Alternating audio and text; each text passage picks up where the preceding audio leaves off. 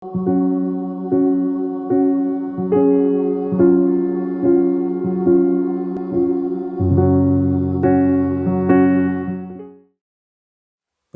உங்கள் யாவருக்கும் ஆண்டவராக இயேசு கிறிஸ்து நாமத்தினால் அன்பு வாழ்த்துக்களை தெரிவித்துக் கொள்கிறேன். கர்த்தர் தாமே உங்கள் ஒவ்வொருத்தரையும் அவருடைய நினைவின் பிரகாரம் வழி நடத்துவாராக. நாம் ஜெபத்தை குறித்து தியானித்து வருகிறோம். விசுவாசமாக ஜெபிக்க வேண்டும். பிதாவை நோக்கி இயேசு கிறிஸ்து நாமத்தில் ஜெபிக்க வேண்டும். மூன்றாவதாக தேவனுடைய சித்தத்தின் பிரகாரம் நாம் ஜெபிக்க வேண்டும். 1 யோவான் 5ஆம் அதிகாரம் 14ஆம் வசனம் சொல்கிறது, நாம் எதையாகிலும் அவருடைய சித்தத்தின்படி கேட்டால் அவர் நமக்கு செவி கொடுக்கிறார் என்பதே அவரை பற்றி நாம் கொண்டிருக்கிறதான தைரியம் என்று சொல்லி பார்க்கிறோம். அப்போ தேவன் எப்போ நமக்கு செவி கொடுக்கிறவராக இருக்கிறான்னு சொல்லி பார்க்கும்போது அவருடைய சித்தத்தின் பிரகாரம் நாம் ஜெபிக்கிறவர்களாக இருக்க வேண்டும் என்று சொல்லி பார்க்கிறோம். லூக்கா 22ஆம் அதிகாரம் 42ஆம் வசனத்தில் கர்த்தராகிய இயேசு கிறிஸ்து கூட எப்படி ஜெபிக்கிறான்னு சொல்லி பார்க்கும்போது, என் சித்தத்தின்படி அல்ல உம்முடைய சித்தத்தின்படி ஆக கடவுது என்று சொல்லி இயேசு ஜெபிக்கிறதை குறித்து பார்க்கின்றோம். நாமும் கூட தேவனுடைய சித்தத்தின் பிரகாரம் ஜெபிக்கக்கூடியவர்களாக மாற வேண்டும் என்று சொல்லி பார்க்கிறோம். தேவனுடைய சித்தத்தின் பிரகாரம் என்று சொன்னால் பரிசுத்த வேதாகமத்திலே தேவன் தம்முடைய சித்தத்தை வெளிப்படுத்தி வைத்திருக்கிறார். அந்த சித்தத்தின் பிரகாரம் நாம் ஜெபிக்கக்கூடியவர்களாக இருக்க வேண்டும். அந்த சித்தத்தின்படி ஜெபிப்பதற்காகத்தான் வேத வாக்கியங்களை எல்லாம் நாம் அறிந்தவர்களாக இருக்க வேண்டும் என்று சொல்லி பார்க்கிறோம். நான்காவதாக நாம் அவருக்குள் நிலைத்திருந்து அவருடைய வசங்கள் நமக்குள்ள நிலைத்திருந்து நாம் ஜெபிக்கக்கூடியவர்களாக இருக்க வேண்டும் என்று சொல்லி பார்க்கிறோம். அவருக்குள்ள நாம் நிலைத்திருந்து அவருடைய வார்த்தைகள் நமக்குள்ள நிலைத்திருந்து ஜெபிக்கக்கூடியவர்களாக இருக்கணும். யோவான் 15ஆம் அதிகாரம் 7ஆம் வசனத்தில் இயேசு சொல்றார், நீங்கள் என்னிலும் என் வார்த்தை உங்களில் நிலைத்திருந்தால் நீங்கள் கேட்டுக்கொள்வது எதுவோ அது உங்களுக்கு செய்யப்படும். நீங்கள் என்னிலும் என் வார்த்தைகள் உங்களில் நிலைத்திருந்தால் நீங்கள் கேட்டுக்கொள்வது எதுவோ அது உங்களுக்கு செய்யப்படும் என்று சொல்லி பார்த்தோம். முதலாவது நாம் அவரில் நிலைத்திருக்க வேண்டும்.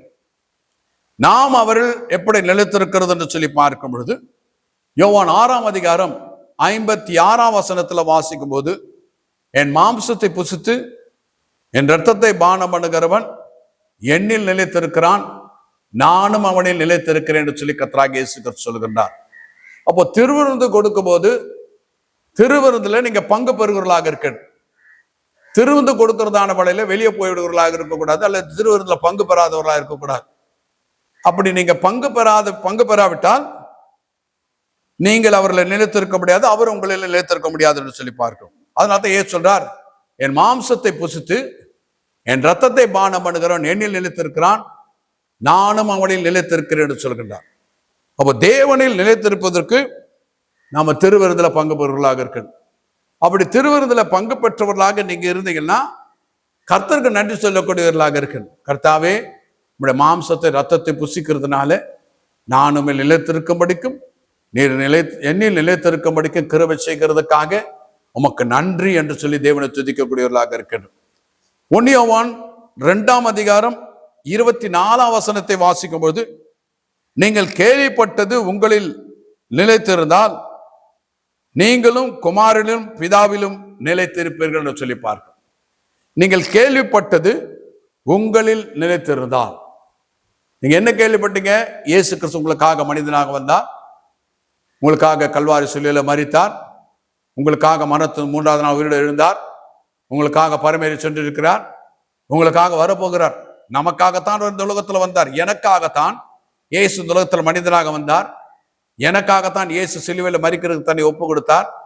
இயேசு கிறிஸ்து எனக்காகத்தான் மரித்தோர்ந்து உயிரோடு இருந்தார். இயேசு கிறிஸ்து எனக்காகத்தான் பரம் சென்றிருக்கிறார். இயேசு கிறிஸ்து அங்கிருந்து எனக்காகத்தான் வரப்போகிறவராக இருக்கிறார்.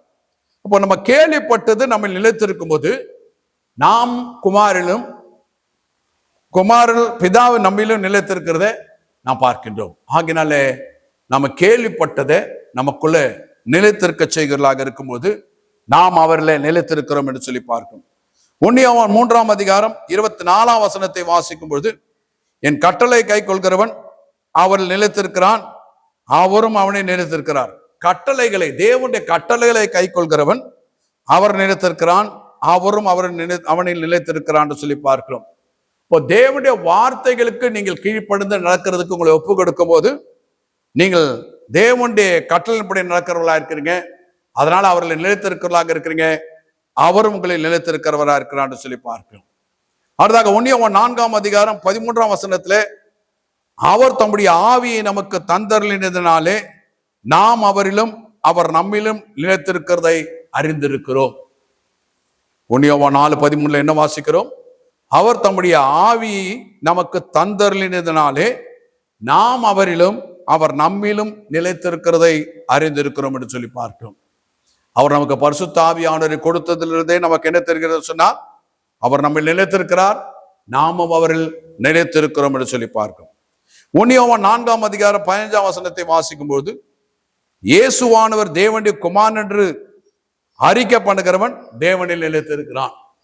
இயேசு கிறிஸ்து தேவனுடைய குமாரன் என்று சொல்லி யாரெல்லாம் அறிக்கை பண்ணுகிறீர்களோ அவர்கள் எல்லாரையும் தேவனில் நிலைத்திருக்கிறவர்களாக இருக்கிறார்கள். ஆகினால்தான் இயேசு கிறிஸ்து யார் என்று சொன்னால் தேவனுடைய குமாரன். அவர் தேவனுடைய குமாரனாய் இந்த உலகத்தில் வெளிப்பட்டார்.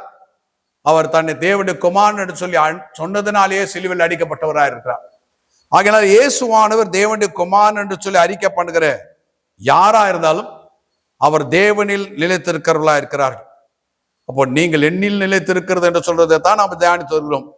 1 யோவான் 4:16 வாசிக்கிற மறுபடியும், அன்பில் நிலைத்திருக்கிறவன் தேவனில் நிலைத்திருக்கிறான்.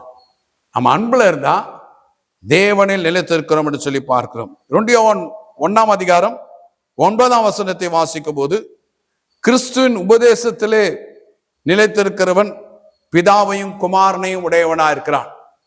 அப்ப இயேசு கிறிஸ்துவின் உபதேசத்திலே நாம் நிலைத்திருக்கும் பொழுது பிதாவையும் குமாரனையும் உடையவர்களாக மாறுகின்றோம். ஆகினால பிரியமானவர்களே, தேவனில் நிலைத்திருக்கிறதுக்காக எத்தனை வசனங்களை பார்க்கிறோம். இந்த வசனங்கள் பிரகாரம் நம்மை ஒப்பு கொடுக்கும் போது தேவன் நம்மில் நிலைத்திருக்கிறார் என்று சொல்லி பார்க்கிறோம். அடுத்தாக அவருடைய வார்த்தை நமக்குள்ளே நிலைத்திருக்கிறதை குறித்து பார்க்கும்போது, எப்படி அவருடைய வார்த்தை நமக்குள்ளே நிலைத்திருக்கும் என்று சொல்லி பார்க்கும்போது, மத்திய 13:19 கர்த்தராகிய இயேசு கிறிஸ்து சொல்வார், ராஜ்யத்தின் வசனத்தை ஒருவன் கேட்டு உணராது இருக்கும்போது பொல்லாங்கான் வந்து அவனுக்குள் விதைக்கப்பட்டதான விதையை திருடுகிறவனா இருக்கிறான்னு சொல்லி பார்க்கிறோம். இவனே வழி அருகே விதைக்கப்பட்டவன் என்று சொல்கிறார். அப்போ வசனத்தை பற்றி உணர்ந்து கொள்ளாது இருக்கும்போது, புரியாது இருக்கும்போது வசனத்திலே நாம் நிலைத்திருக்க முடியாது. வசனத்தை பற்றி புரிந்து கொண்டால்தான் வார்த்தை எப்பொழுது நமக்குள்ள நிலைத்திருக்கும் என்று சொல்லி பார்க்கிறோம். மத்திய 13:21 வசனத்தின் நிமித்த உபத்திரவம் துன்பம் வரும்போது இடரல் அடைவதனாலே நாம் வசனத்திலே நிலைத்திருக்கிறதில்லை என்று சொல்லி பார்க்கிறோம். வசனத்தின் நிமித்த உபத்திரவம் துன்பம் வரும்போது என்ன பண்றாங்க? இடரல் அடைகிறார். இடரல் அடையாது இருக்கும் பொழுதுதான் நாம் வசனத்திலே நிலைத்திருக்கிறோம் என்று சொல்லி பார்க்கிறோம். வசனம் நம்மில் நிலைத்திருக்கிறது என்று சொல்லி பார்க்கிறோம். மார்க் 4:18 வாசிக்கும் பொழுது, உலக கவலையும் ஐஸ்வர்யத்தின் மயக்கமும் மற்றவர்களை பற்றி உண்டாகிற இச்சையும் தான் வசனத்தை கனி கொடுக்க முடியாமல் செய்கிறதா இருக்கிறது சொல்லி பார்க்கிறோம். வசனம் நமக்குள் நிலைத்திருக்காமல் போகிறதா இருக்கிறது சொல்லி பார்க்கிறோம். அப்ப வசனங்கள் நமக்குள்ள நிலைத்திருக்கிறதுக்காக உலக கவலை இல்லாமல், ஐஸ்வர்யத்தின் மயக்கம் இல்லாமல், மற்றவைகளை பற்றி இச்சை இல்லாது இருக்கும் பொழுது வசனம் நமக்குள்ள நிலைத்திருக்கும் என்று சொல்லி பார்க்கிறோம். யோவான் 8:43 வாசிக்கும் போது, வசனத்தை அறியாமல் இருக்கிறதுக்கு காரணம் என்ன என்று சொல்லி இயேசு சொல்றார், என்னுடைய உபதேசத்தை கேட்க மனதில்லாது இருக்கிறதுனாலே நீங்க வசனத்தை அறியாது இருக்கிறீங்க என்று சொல்றார். அப்ப தேவனுடைய வசனத்தை கேட்கும் போது, அவருடைய உபதேசத்தை கேட்கும் போது நம்முடைய வசனம் நமக்குள்ள நிலைத்திருக்கிறதா இருக்கிறது.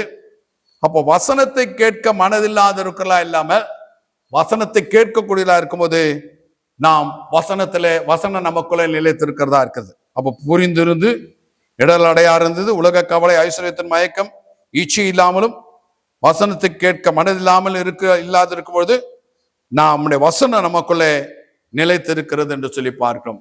இப்படி தேவனில் நாம் நிலைத்திருந்து அவருடைய வசனங்கள் நமக்குள்ளே நிலைத்திருந்து நாம் எதையாக கேட்டால் நாம் பெற்றுக்கொள்ளக்கூடியவர்களாக இருக்கிறோம் என்று சொல்லி பார்க்கின்றோம்.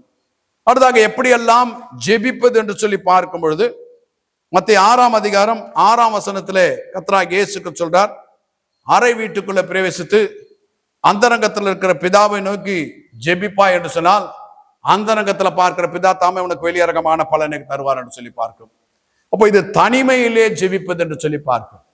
நீங்க தனியா இருந்தா கூட பரவாயில்ல, தனியாகவே ஒரே ஆளாக வீட்டுக்குள்ள பிரவேசித்துக் கொண்டு அறையை தாழிட்டு கொண்டு பிதாவை நோக்கி இயேசுவின் நாமத்தில் நீங்க ஜெபிப்பீர்கள் சொன்னால் உங்களுடைய ஜெபத்துக்கு தேவன் பதில் அளிக்கக்கூடியவராக இருக்கிறார்.